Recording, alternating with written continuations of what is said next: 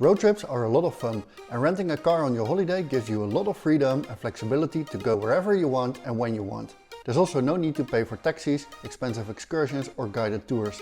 But at the same time, rental cars can sometimes be very expensive. Prices depend on a lot of factors and there are a lot of pricey pitfalls when it comes to unforeseen extras. My name is Martin and I'm going to give you 12 tips to save money on your rental car. Tip number 1. Avoid the high seasons.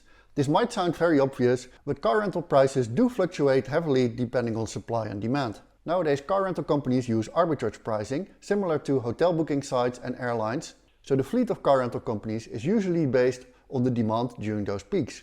Outside of those peaks, cars are usually a bargain and sometimes even rented out at a loss, because they also cost money when they stand still. Think about road tax, insurance and depreciation. Peak times do vary per location though. In a region that heavily depends on tourism without much of a domestic market or business market, you'll see a surge in demand and prices during summer holidays, winter holidays, school breaks and bank holiday weekends. On the other hand, when a region depends more on demand from business travelers than tourists, holidays could be the low and cheaper season. So by searching for plane tickets, hotels and car rentals simultaneously and planning your trip accordingly, you can save a lot of money on the whole trip.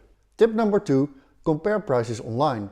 Use a car rental comparison website to compare prices for different companies and dates. Not all comparison websites have the same inventory, so you might want to do a search on multiple websites to find the best deal. Booking websites do charge a fee to rental companies, so you can even try to negotiate an even better deal by contacting the rental company directly. Tip number 3. Don't fall for the insurance trap. In practically all cases, your rental car already comes with standard insurance. They wouldn't even be allowed to let you drive in a car that has no insurance. However, the standard insurance usually comes with an excess. This means that you're still liable for any damage, but up to a certain maximum amount, which depends on the company and type of car.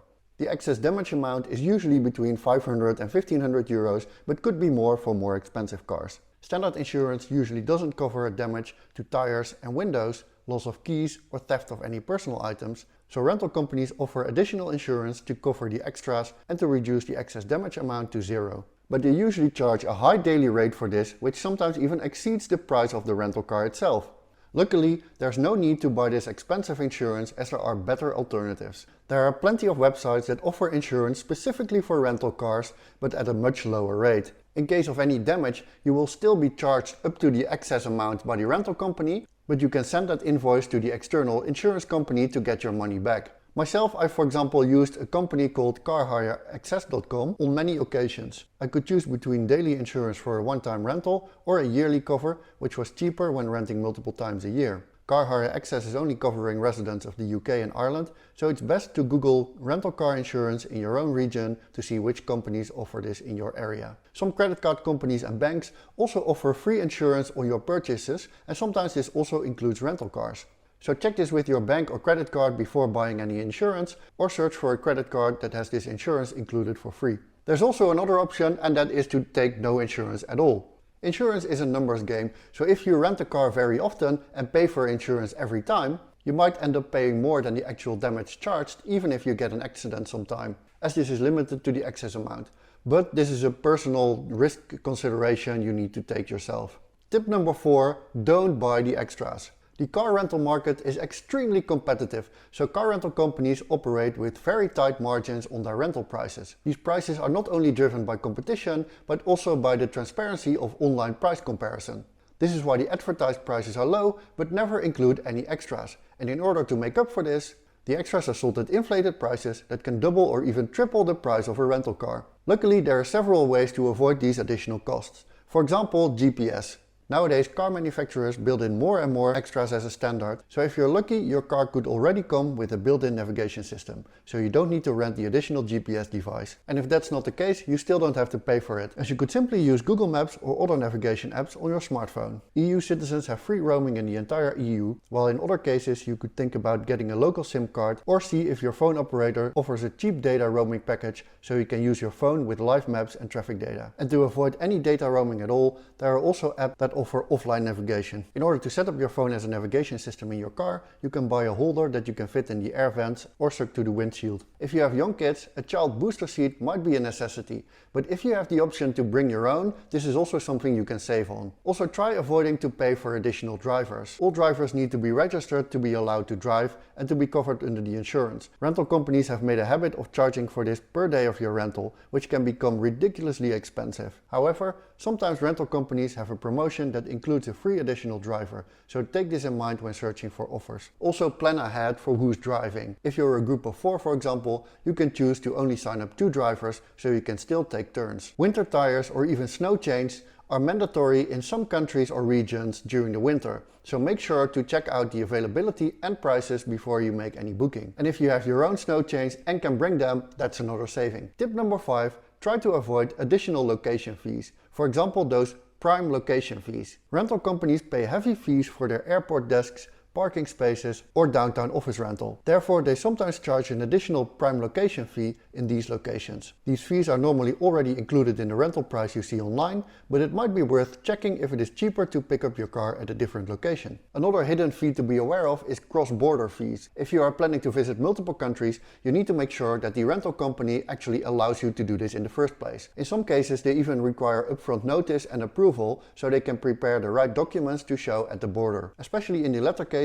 they will probably charge for this, so make sure to compare between companies to avoid surprises. Another hefty fee could be for one-way rentals. Road trips are a lot of fun, but driving back the same route could be boring and very time-consuming. Therefore, some rental companies allow one-way rentals, so you can pick up your car in one place and drop it off at your final destination. Sounds easy, but logistically it's complicated for the rental company because they might need that car back in the original location. Some companies offer this service for free, but others charge a hefty fee for it if they allow it at all. And allowing one-way rentals across borders is very uncommon, and if they allow it, it's very expensive. So make sure to check what is possible and at what price when you plan your itinerary. Alternatively, you could plan a round trip that finishes back in the same location, but just take a different route back. Tip number 6, stick to the fuel policy.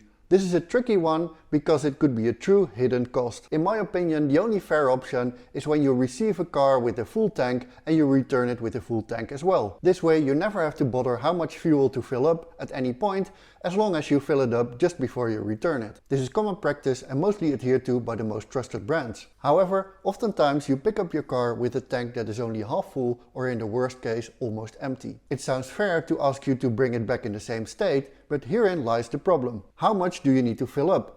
How far are you planning to drive and how fuel efficient is the car? Where are the petrol stations on the way?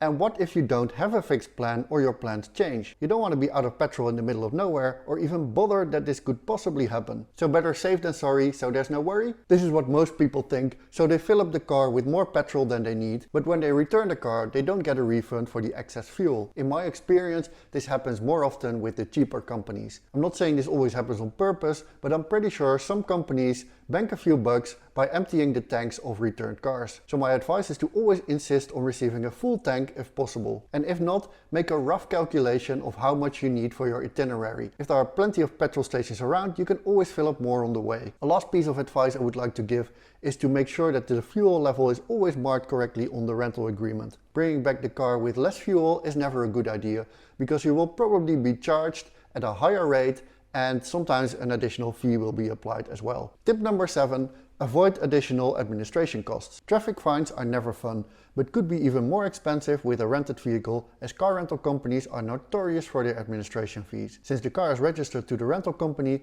they will receive the fine and need to identify you as the driver. They can either send your details to the authorities or pay the fine on your behalf and charge your credit card for it. In the latter case, they might charge an additional administration fee. So my advice is to avoid traffic fines at all costs, but if you get a fine on the spot, opt for paying it directly in cash instead of having it sent to the rental company. Another administration fee to avoid is for toll roads. Toll roads are sometimes unavoidable, so you need to calculate these into your budget. Most of the time you can pay on location, but there are also toll roads that just scan the car's registration number and you need to pay online yourself. An example of this is the M50 around Dublin in Ireland. And if you don't pay yourself, your rental company could again apply additional fees. Tip number 8, avoid unnecessary damage claims.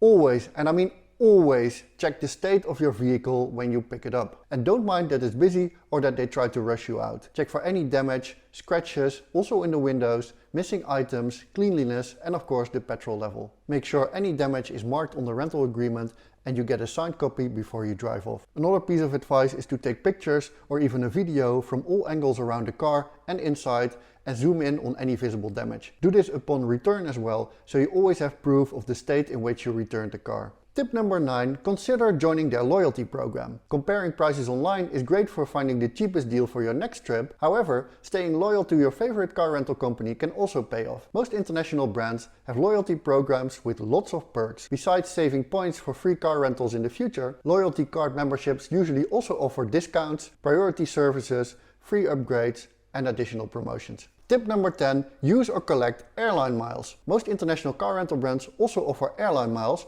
instead of their own loyalty program points, or you can pay for your rental with your airline miles. If you don't often rent with the same car rental company, it could be more beneficial to go for airline miles, especially if you're already part of an airline loyalty program and often fly with the same airline or any of their alliance partners. Oftentimes there are also promotions offering double or triple miles, so it's best to stay up to date by opting in for their email newsletters. Tip number 11, avail of free upgrades. Do you really need that luxury car or big ass SUV?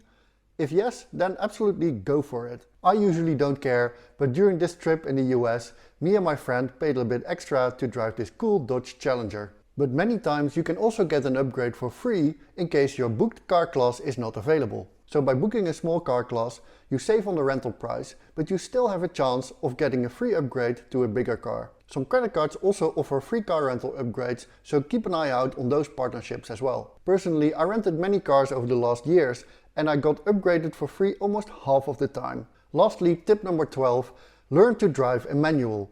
This might sound silly and obvious, especially for Europeans, but in some countries, like the US, automatic transmissions are the standard, and people never really learn to drive a manual. So in countries where a manual is the standard, car rental companies usually have a limited supply of automatic cars, and they are almost always more expensive. So learning to drive both automatic and manual can save you a lot of money.